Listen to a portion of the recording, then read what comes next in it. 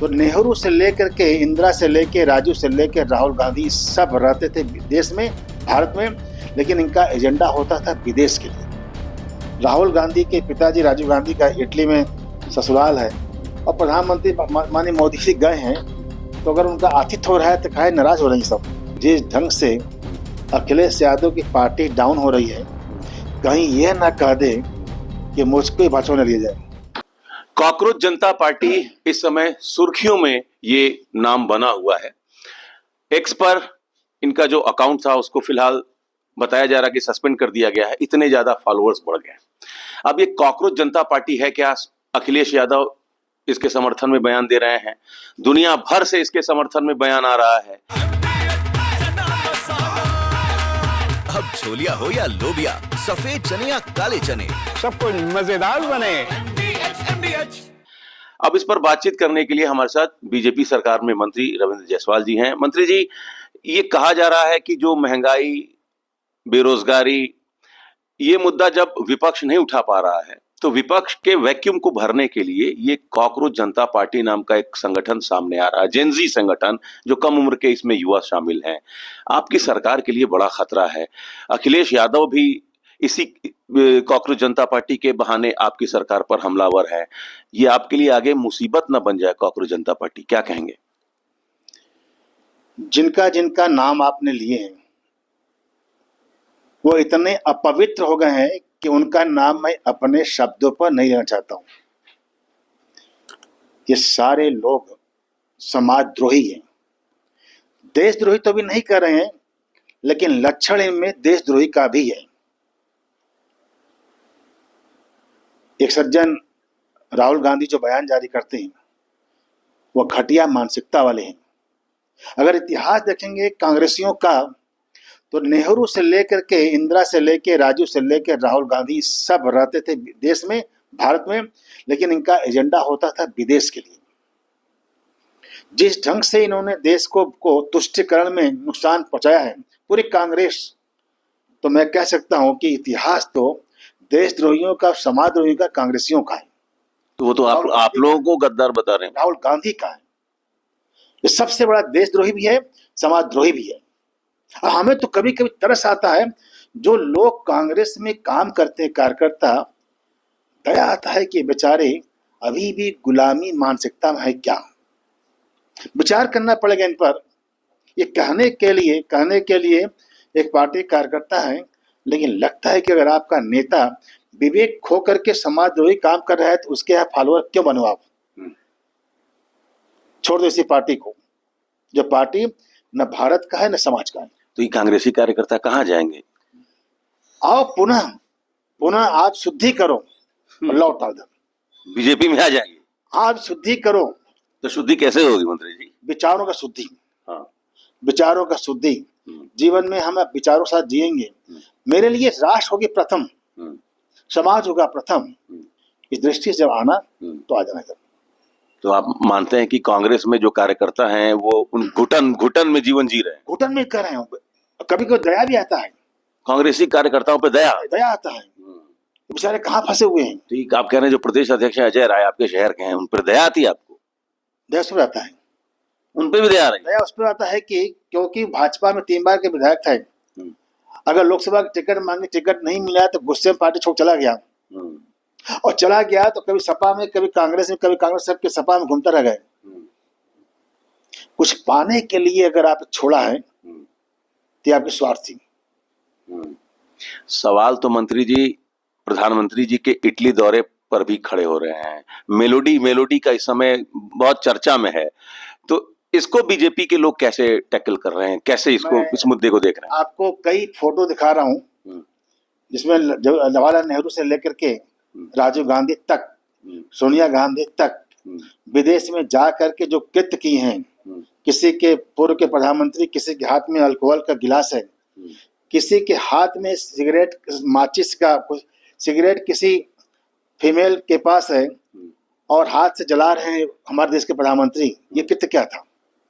ये भारत का सौभाग्य है कि भारत का प्रधानमंत्री भारत इतना दमदार हो गया है कि विदेश में भी उनका सम्मान होता है, उनकी वेलकम होती है। और जहां तक इटली की बात है, भारत और इटली 2 बड़े प्राचीन देश है, दोनों की संस्कृति का प्राचीन है। माननीय मोदी जी के जाने के बाद से हमारी व्यापार को, हमारे कल्चर को, दोनों को बढ़ावा मिलता है। राहुल गांधी भी सवाल खड़े कर रहे हैं मेलोडी पे। मैं एक मजाक कर रहा हूँ।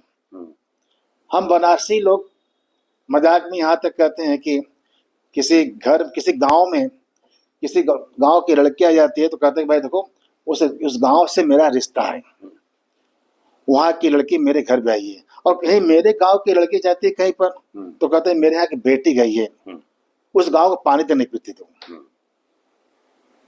अगर मैं कहूँ कि राहुल गांधी के पिताजी राजीव गांधी का इटली में ससुराल है और प्रधानमंत्री माननीय मोदी जी गए हैं, तो अगर उनका आतिथ्य हो रहा है तो काहे नाराज हो रहे हैं सब?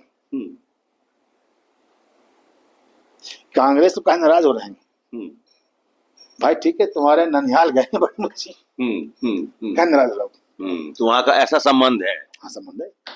भारत का इतिहास देखा जाए जो बनारसी फक्कड़पन की है, इस गांव से बेटी वहां गई, वहां पर रिश्ता निभाते हैं, वहां की बेटी यहाँ रिश्ता निभाते हैं। तो मतलब ये भारत इटली का एक वो भी संबंध है। वो भी संबंध है, भारत और इटली का संबंध वो भी है।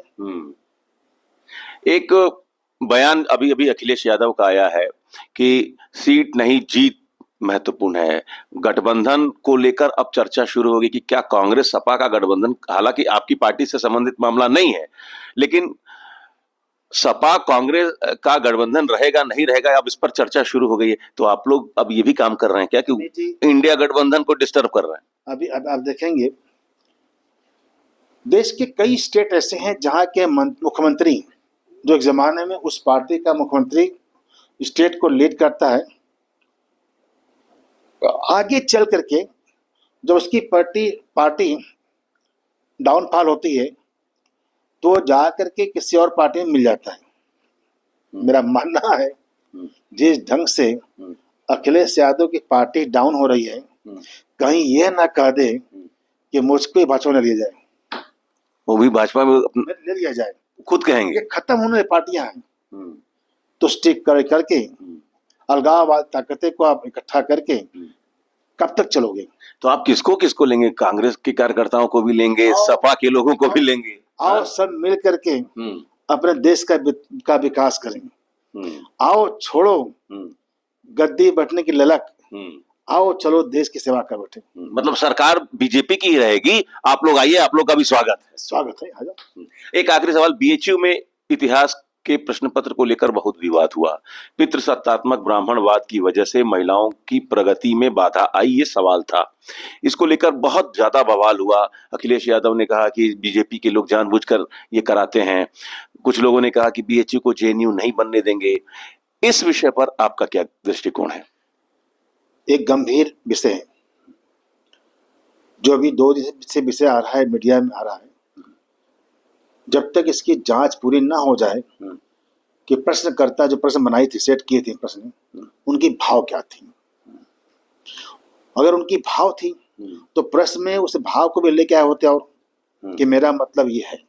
अगर आपने क्लियर नहीं किया, एग्जाम्पल के तौर पर कोई आदमी वाइन की दुकान पर दूध पी रहा हो और क्वेश्चन बनता है कि मैंने अपनी आंखों से देखा कि आप वहां गिलास से पी रहे थे। क्वेश्चन क्लियर करना पड़ेगा कि आप, मैंने देखा गिलास में क्या पी रहे थे आप, एक क्वेश्चन माना चाहिए था। लेकिन आपने क्वेश्चन बना दिया कि आप, मैंने देखा था कि आप वहां गिलास में पी रहे थे। दुकान किसकी पीछे लगी है? बार की। लेकिन आप भले ही गिलास में दूध पी रही आप, तो एक क्वेश्चन बन जाता है। क्वेश्चन करने वाले व्यक्ति को क्लियर करना चाहिए था कि गिलास में आप क्या पी रहे थे। भाव महत्वपूर्ण है। तो इस कारण से ये प्रश्न पर जांच के बाद होगा। चलिए, तो जांच के बाद ही ये तय हो पाएगा कि बीएचयू मामले में जो इतिहास के पर्चे में जो सवाल पूछा गया था, सवाल बनाने वाले के मन में क्या भाव थे। जब तक ये स्पष्ट नहीं हो जाता तब तक इस पर कुछ भी कहना ठीक नहीं होगा। ये कहना है मंत्री रविंद्र जायसवाल जी का। Amit Singh, TV9 UP, Varanasi. ये है सीक्रेट रेसिपी MDH का जीरा सिर्फ जल जीरा मसाला। जीरा सिर्फ